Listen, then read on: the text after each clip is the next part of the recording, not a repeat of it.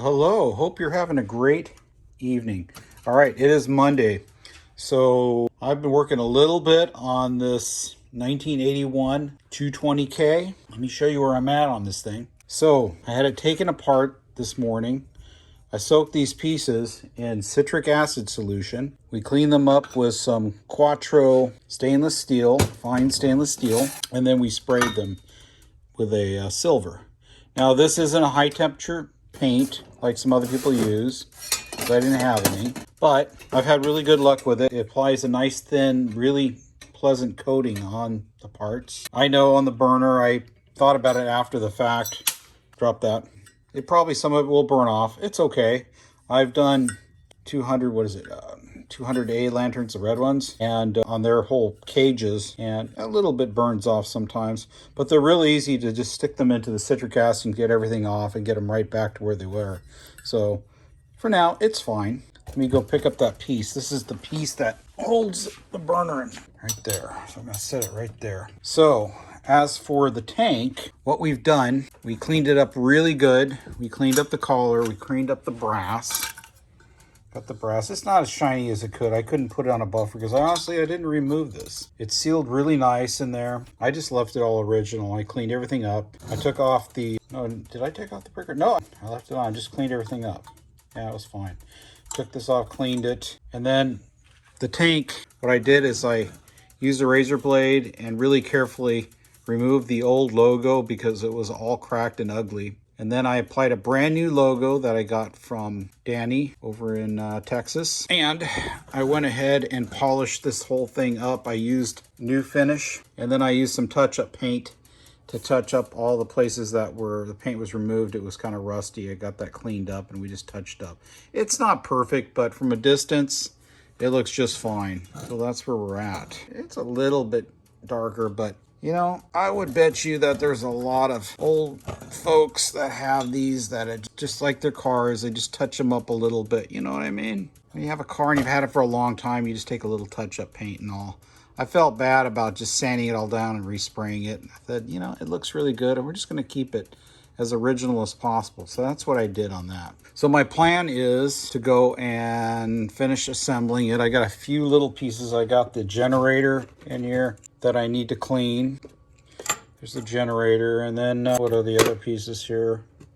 Something else. Did I have another piece that goes on that? Not that. Where is it? I gotta figure it out. I gotta remember now. There's a nut. I don't know where the nut went. So I tore the other one apart too. Yeah, that is it. Sorry. So this goes, give this a little cleanup. This will go on here when we're gonna put everything together. So anyway, let me go ahead and do all that. But yeah, it looks pretty good. It's nice and clean. Oh, a little bit of gasoline there. That's not good. All right. Well, I'll bring you back a little bit later on. Thanks for following along. I appreciate it. All right, we got her all back together here. So let's go burn those mantles in real quick. I already got some fuel in there. I never took the fuel out. Oh, a little loose right there. Oh, wow. Let me tighten it up a little bit. I'll bring you right back. We'll burn those mantles in. All right, tighten that nut up just a little bit right here. So basically these 220Ks are really simple. The whole air tube assembly is one unit. You remove the gas generator, lift it up. You're going to raise up the pricker to the top of the level there. Lift up the nut after it's removed. Lift up the whole gas generator up the hole right there. Get the pricker undone. Pull that out gently. Then you'll undo this nut. There's a circlip right there you remove. And then your gas generator and your cage can come out. Without having to remove this, you can move this around. You have to slightly bend it a bit. Not really bend it, that's the wrong word. Just put a little pressure on it when you'll take the knob off. You have to take the knob off, obviously. Sorry about that. And then you'll move it this way, get it over the valve assembly, and then bring it over, and I think this is in the down position. You'll bring it over and you just kind of bulge it in a little bit, and then you can pop it off without having to remove this assembly right there. And basically you'll be down to the tank with the pump. The pump is the circlip and you can pull it right out. The fuel cap, and if you want to remove that assembly, well then you have to, I just hold the tank down pretty good and I get a big wrench on it really carefully on that assembly without bending anything. I can unscrew it.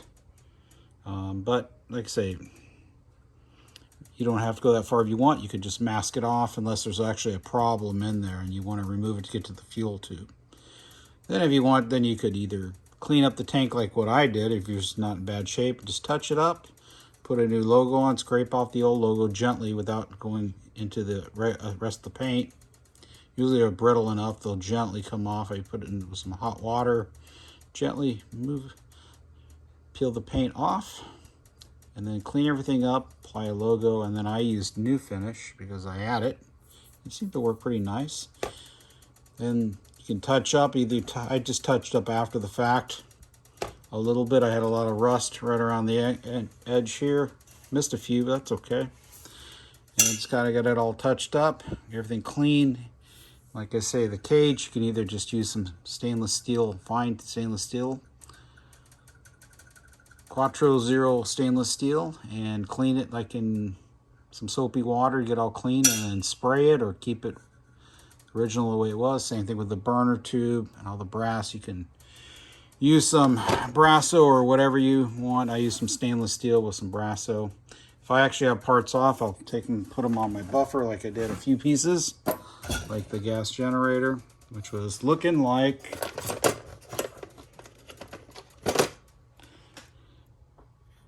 pretty much looked like that. Now it looks like that by just sticking it on. Oops, I just lost something. I'll bring it right back. I lost the pricker. So I got to grab that up right now and put that back in here. You got to be careful with parts. All right, I got to put that all back in there. So now we're going to go ahead and burn this in real quick. I'm going to do a light up, and that's where we're at. So one thing I like to say is that it's a great idea to not only have a fire extinguisher around, like I do right there, but also have a fire blanket. Fire blanket, if you have a fire, you can pull it. Not only can you put it on somebody to get them out, but you can throw it on whatever's on fire, like a lantern. That's another option right there. It's also good for grease fires, all kinds of stuff. But it's made out of glass fabric, so it doesn't burn, but you can help to extinguish the fire. So I got this one, and it's hanging right here. So, and the same thing with a fire extinguisher. So it's, be safe, but just a little tip. All right, well, one-handed Gene is going to light these up here. Let's see if this will work here.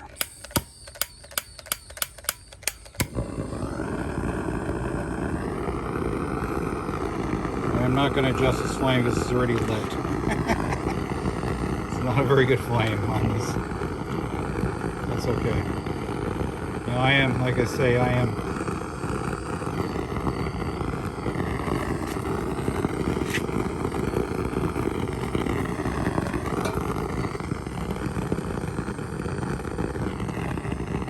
helping these along due to time.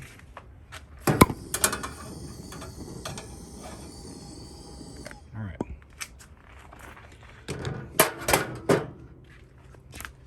All right, anyway, let's just see if we can get this lit here.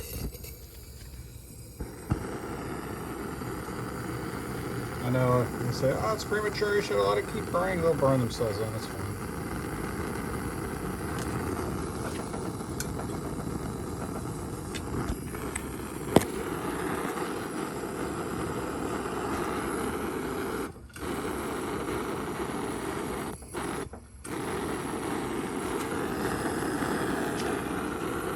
All right, where's the red?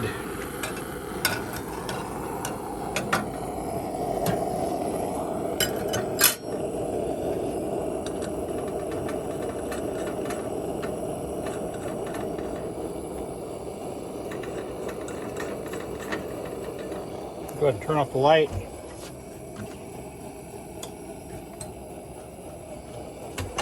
That little black at the bottom, that'll burn itself out. You just give it a little time. Yeah, she's burning bright. Definitely having a cage that has some reflector ability makes a difference. Let's hang her up right here. So that is where we buried the fish, but a raccoon stole the body. So, yep, that's why it's all caved in. A raccoon got there and it got that fish. It's like, yeah. All right, well, she's doing good. It's looking good. Body looks pretty good. All right. All right, well, let me go ahead and bring her back.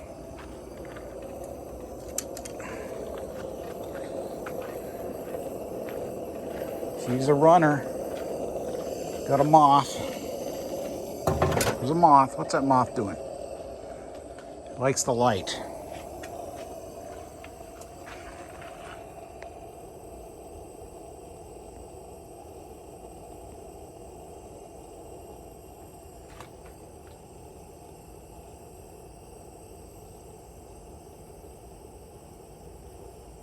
Not bad. Let's flip her a little bit here.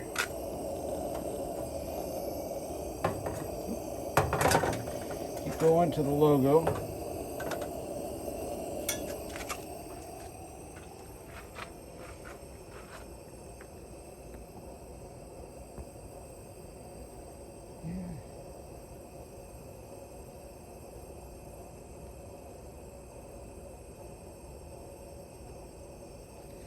All right, let's shut her down. This valve really works nice. It's very smooth, no leaks. Let's just watch her shut down like a sunset here.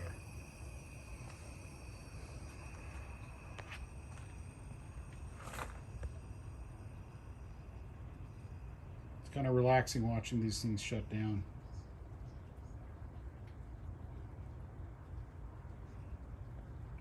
It's real pretty.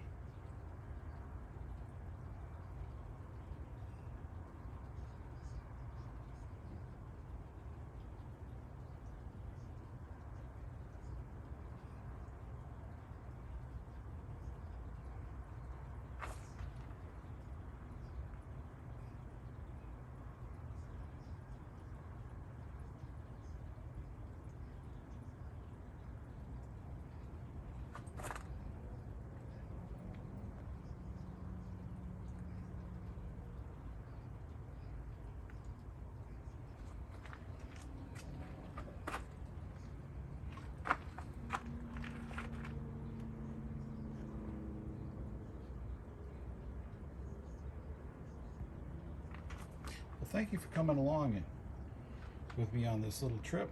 It wasn't a very long refurbishment, not a restoration, but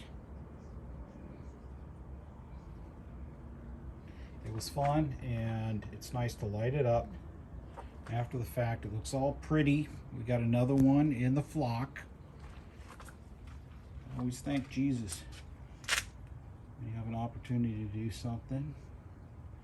Thank you for all the talents that we have. Be grateful, and thank the Lord for all the blessings that you have for you and your family, and for safety, and for food, and having a job, and all those type of things, in your health. We should all be grateful. I always thank the Lord a bunch of times throughout the day. I'm very grateful. But if you can pray for my son, he has autism. Just pretend like you're laying your hand on his head, that the Lord will untangle his brain, that the peace of heaven will come in upon him, and that his autism will be healed in the name of Jesus Christ, in the name of Yeshua HaMashiach. King Jesus, heal my son of his autism, that he will be healed. All right, last look in the light after she's shut down. Thank you for coming along, and again, I'm grateful for any prayers that you can say for my son.